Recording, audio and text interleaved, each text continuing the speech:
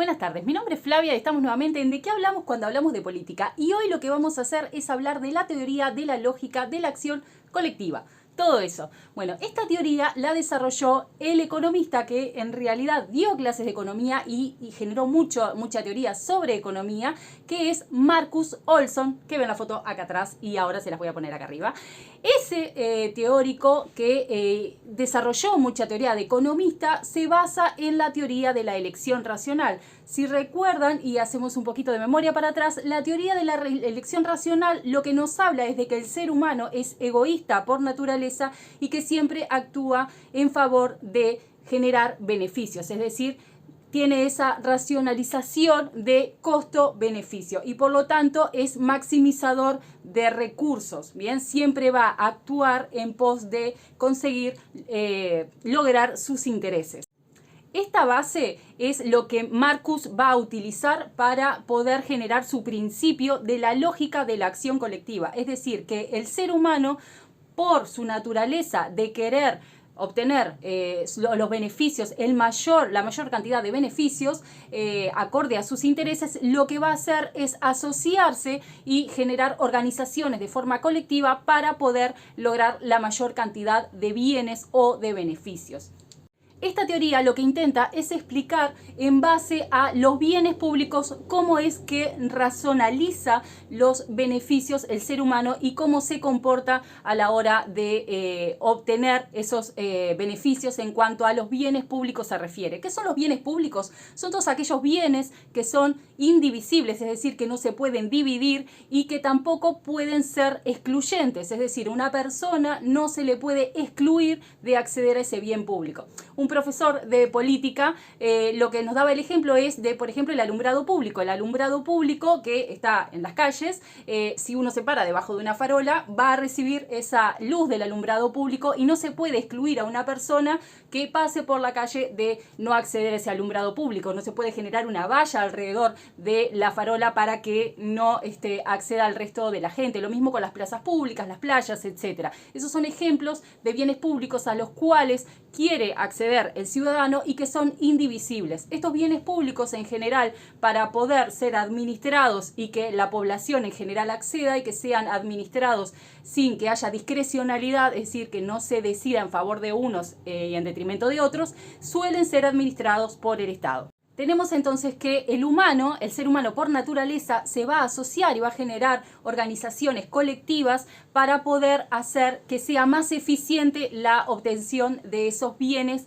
públicos en general. Es decir, que cuanto mayor cantidad de personas que compartan un determinado interés se junten, más posibilidad van a tener de poder obtener ese bien público. ¿Por qué? Porque van a tener una presión y un mecanismo de demanda de ese bien público.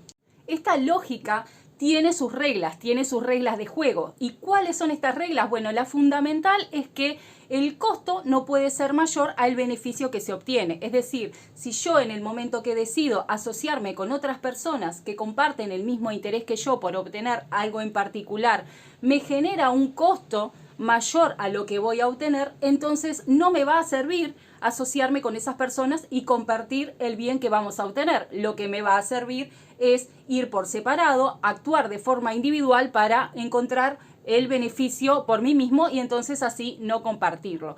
¿Qué es lo que sucede con esto? Bueno, aquí aparece una figura que es fundamental para la ciencia política porque se estudia muchísimo y que aparece muchísimo en los partidos políticos y en los sindicatos sobre todo, y lo podemos escuchar en los medios públicos a veces, y es la palabra free rider. ¿Qué es un free rider? Bueno, un free rider es una persona que obtiene un beneficio, bien, de ese bien público sin dar el costo. Bien, la transacción es yo doy algo, que es un costo, por ejemplo, el tiempo que invierto en juntarme con esas personas y organizarme para poder obtener ese bien, y a cambio yo voy a tener ese beneficio. Bueno, Estas personas no dan ese costo y sin embargo sí obtienen ese beneficio. Todos los ciudadanos obtenemos el beneficio de tener el alumbrado público y sin embargo no todas las personas nos movilizamos o solicitamos o reclamamos al Estado un buen funcionamiento del alumbrado público en determinadas zonas. Bueno, esas personas que no dan ese costo, que no pagan ese costo y que sí obtienen el beneficio son los llamados free riders. Para estos personajes, para estas personas que funcionan como free riders, es decir, que obtienen beneficios, pero no en la transacción, digamos, no dan ese costo asociado a obtener el beneficio. Bueno, para estas personas hay incentivos para no actuar como free riders y también sanciones para los que sí lo hacen. Entonces, los incentivos son motivaciones que da ese grupo, esa organización colectiva para que esas personas estén dispuestas a dar ese costo a cambio de luego obtener ese beneficio que va a ser conjunto y repartido, ¿bien? Y las sanciones es todo lo contrario. Bueno, esas personas que van a obtener ese beneficio y que no dieron ese costo a cambio, ¿bien? Y que no actuaron de forma colectiva, entonces van a tener sanciones a nivel grupo. Por ejemplo, probablemente van a tener una cuota más grande si es una asociación o tal vez una parte de ese beneficio que se reparte no se va a repartir de forma tan equitativa o otro tipo de sanciones que esté previamente acordado en esa organización colectiva. Por último, Olson lo que hace es estudiar la dinámica de estas organizaciones colectivas en torno a estudiar cómo funcionan los grupos que son grandes, los grupos masivos, y los grupos pequeños. Los grupos grandes actúan en una lógica de competencia y en estos grupos grandes lo que podemos encontrar, por ejemplo, son a los partidos políticos, a los sindicatos y el mercado económico. Bien, entonces las empresas, por ejemplo, actúan en esta dinámica y hay dos tipos de formas de reglas de juego de poder actuar que son de forma incluyente o excluyente. Estas organizaciones colectivas van a ser incluyentes cuando quieran incluir a más actores para poder sumar esfuerzos y costos a cambio de obtener esos beneficios de esos intereses que son compartidos. Bien, acá tenemos a los partidos políticos y a los sindicatos, por ejemplo, entre otras organizaciones civiles y sociales. Por otro lado tenemos los exclusivos. Los exclusivos lo que intentan es todo lo contrario, es que sean pocos porque cuanto menos personas son, entre menos personas se reparten los beneficios. Entonces acá estamos hablando específicamente del mercado económico. El mercado económico en la dinámica, por ejemplo, del monopolio funciona de esa manera. Cuanto menos personas controlen el mercado o determinado sector del mercado, obviamente que los beneficios asociados se van a repartir entre menor cantidad de personas. Por otro lado, tenemos las organizaciones colectivas de los grupos pequeños. ¿Qué pasa con los grupos pequeños? Es obtener beneficio, pero ¿a qué costo? ¿Qué significa esto? Bueno, el costo es más alto. ¿Por qué? Porque son menos personas que tienen que dar mucho más de sí para poder obtener el beneficio. ¿Cuál es la ventaja? Que son menos personas para poder repartir ese beneficio de bien público que se logra y por lo tanto el costo es asumido en cuanto la cantidad del beneficio sea equivalente o superior y al ser repartida en menos personas el beneficio es mayor. Bien.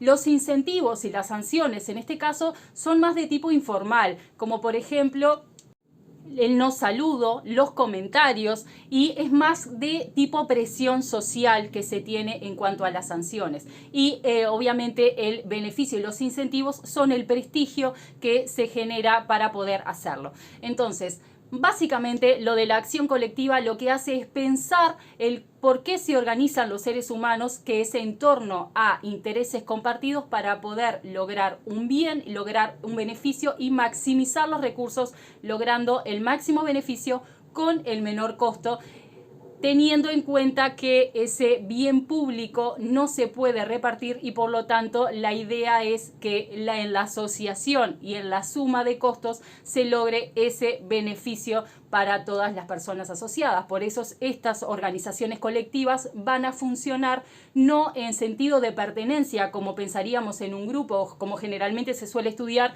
sino acá está pensado desde una idea económica, desde una idea de mercado, de competencia, de obtener un beneficio en particular, entonces en este caso están creados específicamente para defender los intereses de sus miembros y poder obtener esos intereses al menor costo. Bueno, por acá vamos redondeando, los espero la próxima semana entonces con más de qué hablamos cuando hablamos de ciencia política. Los espero con comentarios, con preguntas, con dudas, con planteos de nuevos temas y bueno, acá estamos. Es la politóloga que le tocó por padrón.